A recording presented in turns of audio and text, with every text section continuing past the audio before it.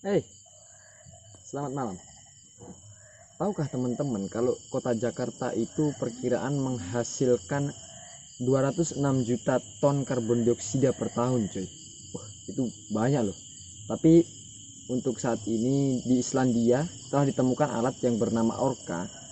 Itu diklaim bisa membersihkan atau menampung sekitar 4.000 ton karbon dioksida per tahunnya. Tapi tetap saja kalau dipakai di kota Jakarta, dia cuma bisa membasmi 0,01% sekian dari jumlah karbon dioksida yang dihasilkan di Jakarta, coy. Cuma kalau dipikir ya, dikali 10 dikali 100 alat, mungkin menjadi salah satu alternatif yang cocok. Ditambah lagi, alat ini cuma memerlukan waktu 15 bulan untuk dibangun secara sempurna. Dan juga dari cetak birunya, teman-teman.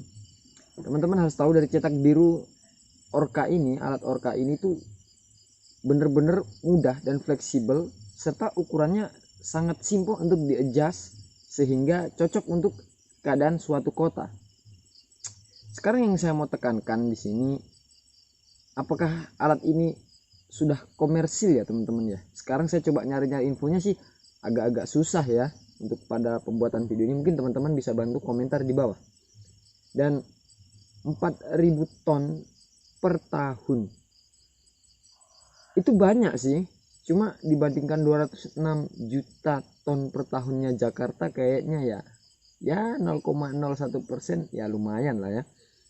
Belum lagi dari dunia, misalnya di Shanghai Cina, Hong Kong, Tokyo, terus di Moskow, terus New York. Mungkin dari kota-kota itu juga menghasilkan tentu saja sih banyak karbon dioksida, apalagi kota-kota metropolitan kan.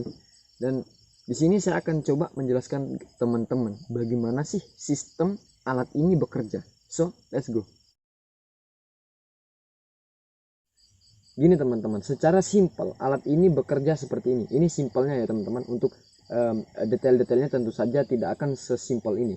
Oke, alat ini dikabarkan itu mencampur karbon dioksida dengan air, kemudian dipompa ke dalam tanah dan terperangkap oleh batu melalui mineralisasi alami, coy.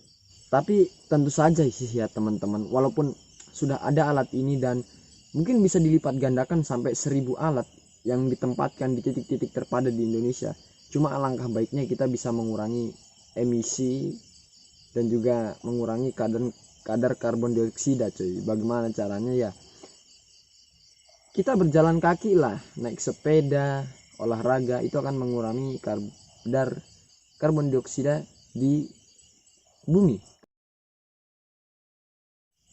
Alat ini juga menjadi tonggak sejarah teman-teman, karena sebelum-sebelumnya itu alat-alat seperti ini tuh minim.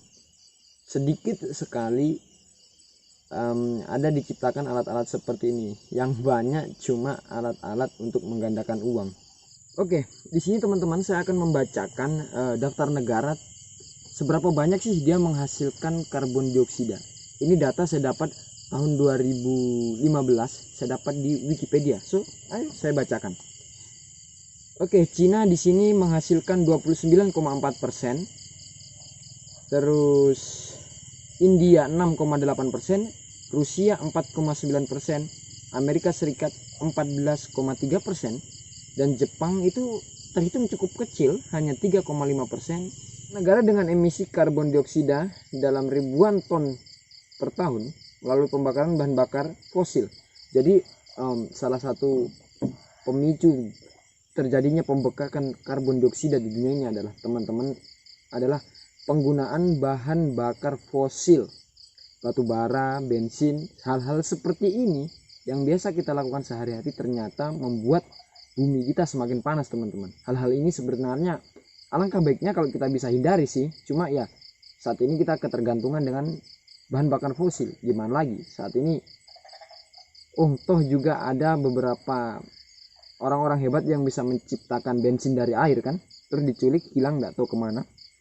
Dan saya nggak mau bahas itu, coy. Itu berbahaya ya.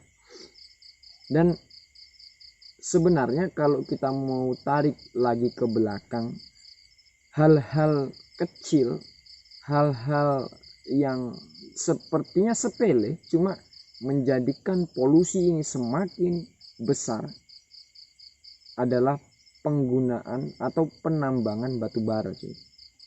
Bayangkan, sekarang di Cina 60% konsumsi energinya itu berasal dari batu bara, coy. Itu saya juga dapat dari internet, nggak tahu aslinya ya, cuma memang karena Cina ini negara besar, ekonominya kuat, negara industri, sepertinya memang mereka memerlukan energi yang lebih.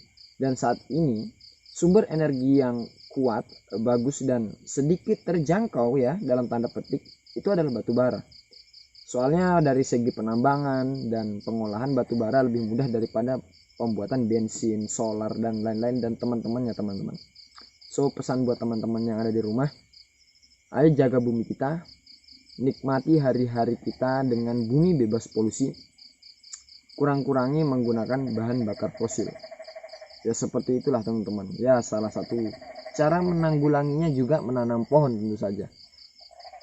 Jangan tebang pohon, boleh menebang pohon asal reboisasi, itu yang terpenting teman-teman. Dan doakan bersama orka ini masuk ke Indonesia secepatnya. Ya jangan hanya doakan sih, kita usahakan bersama bagaimana caranya agar orka ini masuk ke dalam Indonesia.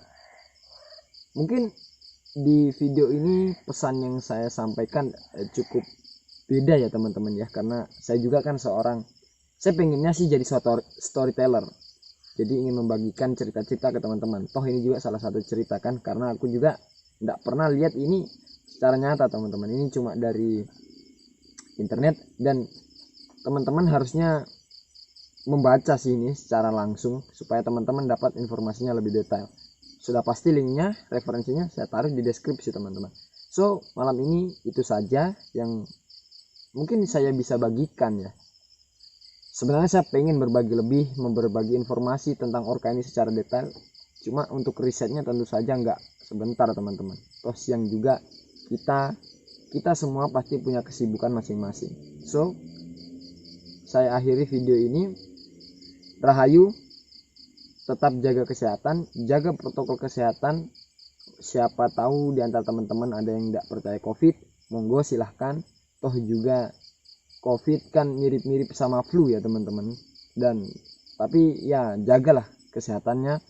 Sering-sering juga konsumsi rempah mentah teman-teman. Itu sih saran dari saya.